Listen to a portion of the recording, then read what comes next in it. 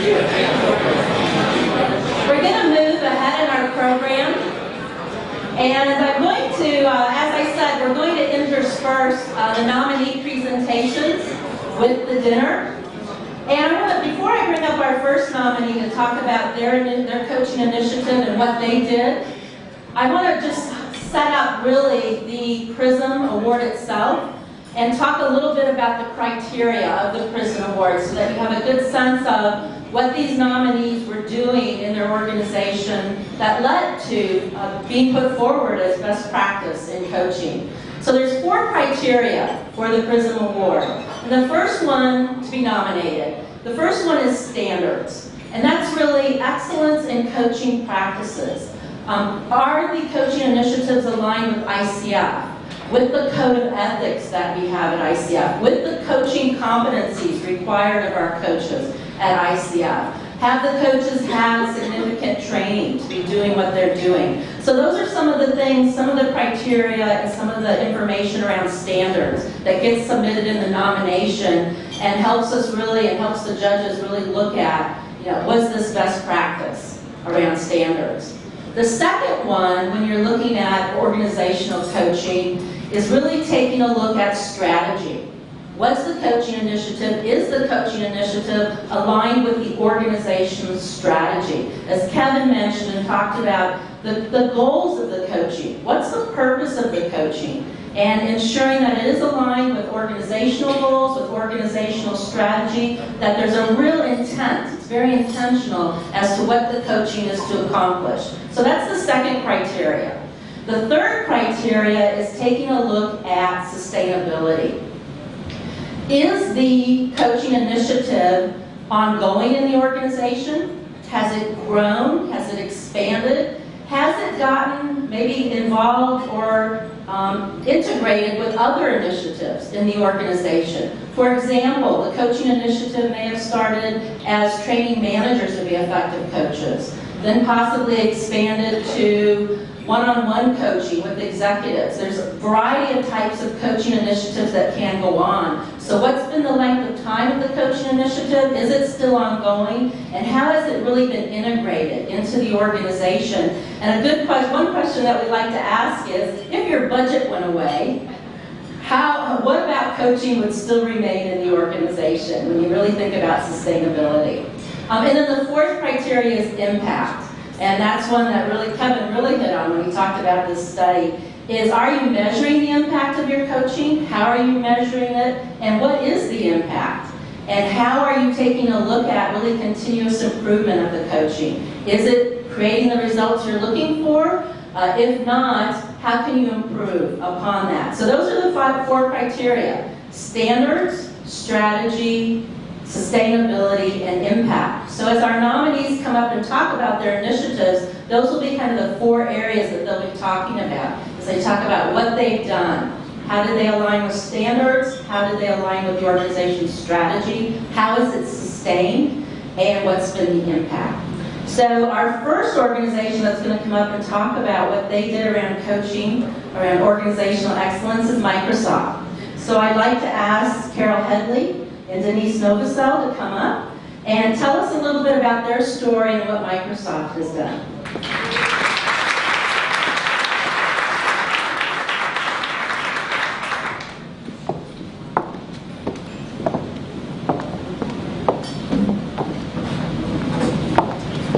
Yes, start the timer. So thank you very much for the opportunity to share with you a little bit about our story. And our story really begins with the coaches that we've been working with these past 5-7 years. A couple of them are here in the audience tonight, but we've had the great privilege with working with anywhere between 30 to 60 coaches, depending upon the year, and they've really helped us shape our program. So I'll tell you a little bit about our story, and hopefully you'll appreciate some of the impact that we hear from Denise's story as well. So at Microsoft, our mission and values are to help people and businesses throughout the world realize their full potential. And the executive coaching component has played an integral role in helping to develop our senior and most promising talent, so high potential program. It's been in place since the beginning, really. What started off as a pilot with about 35 senior leaders in our Microsoft North America group who were identified as high potentials and received coaching back in 2007, expanded to be a broader platform for the sales, marketing, and services group when we brought together 21 disparate development programs under a single platform within our sales, marketing, and services group. And so we grew to about 125 people that were being coached at the time. And along the way, coaching has taken place not just within our high potential leaders, but also at the very senior vice president level. It's been part of their development opportunity. But again, today I'll be focusing mostly on our high potential coaching. And we've had coaching in place for a number of reasons within our high potential program. One is around supporting the employee through their desired developmental change. So we ask the employees to meet with their manager and their coach early on in the process to identify what their development areas will be, and then check in along the way. I'll share with you about that a little bit. Also, it supports them during times of transition and job change, and also job scale, which oftentimes our high potentials experience.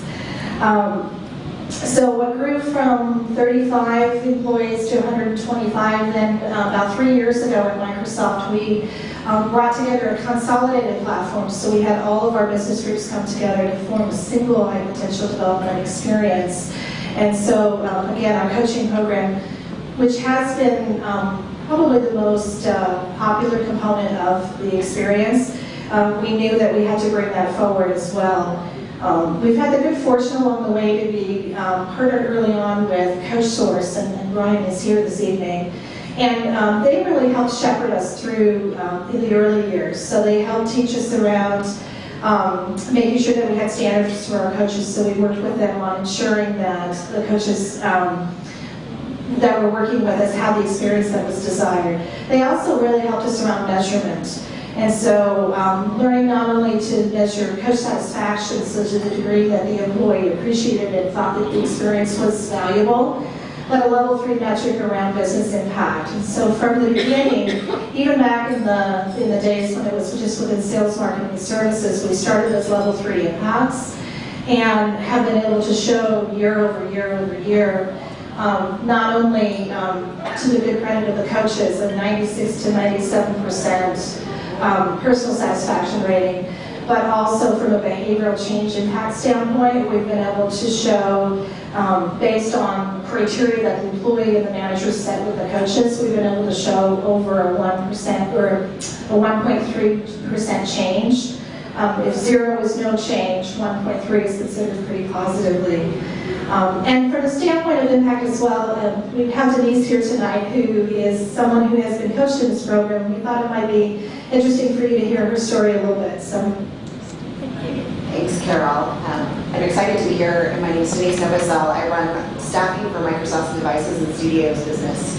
What's Devices and Studios? It's basically everything that the consumer touches and serious fun.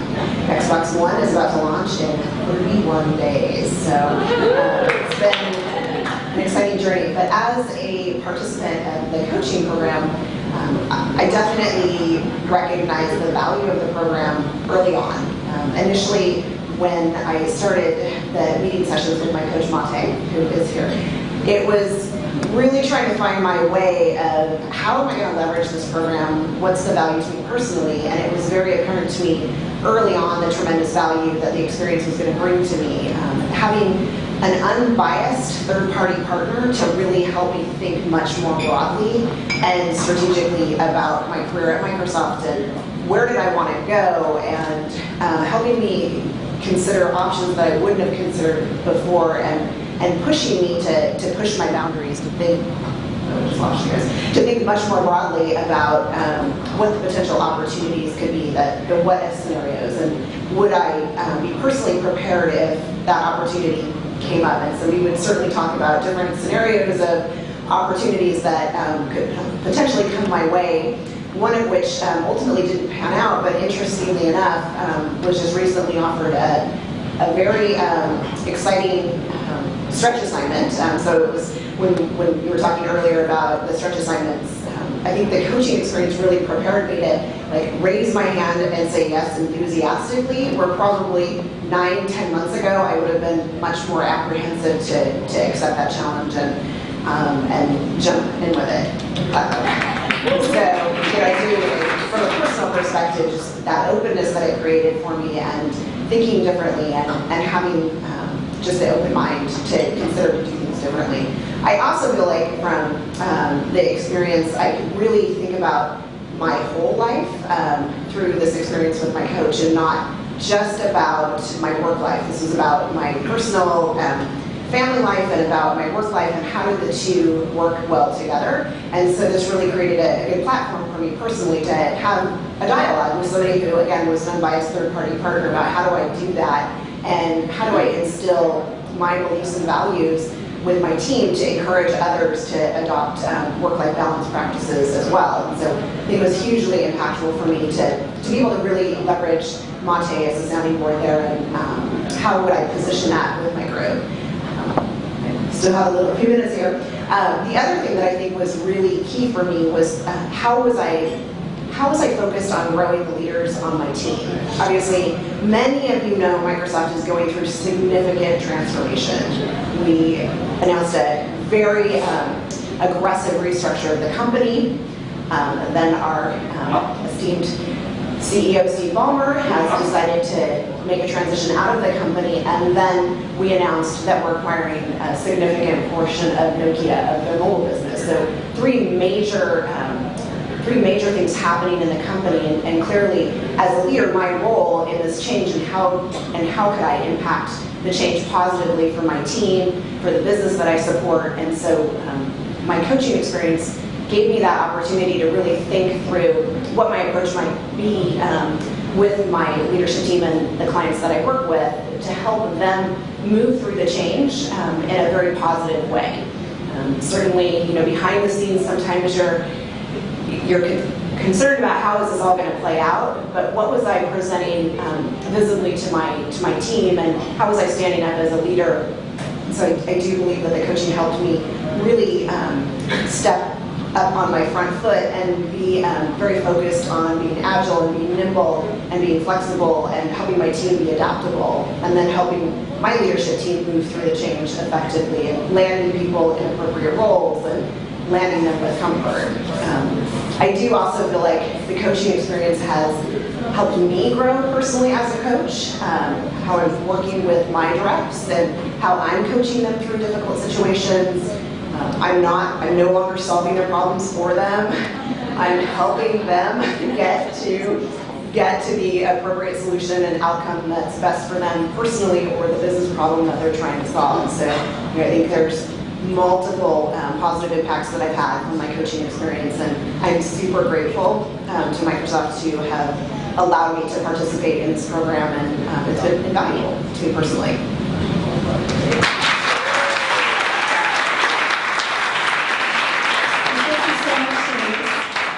I will say Denise's story is representative of a lot what we hear. One of the things I mentioned earlier was measurement. So at the beginning of the coaching agreement, there's a coaching action plan that's put in place based on the employees development area, and some questions are asked. So they're basically testing, so if you make change in this area, how will people be able to see it? And some questions that can be identified with it.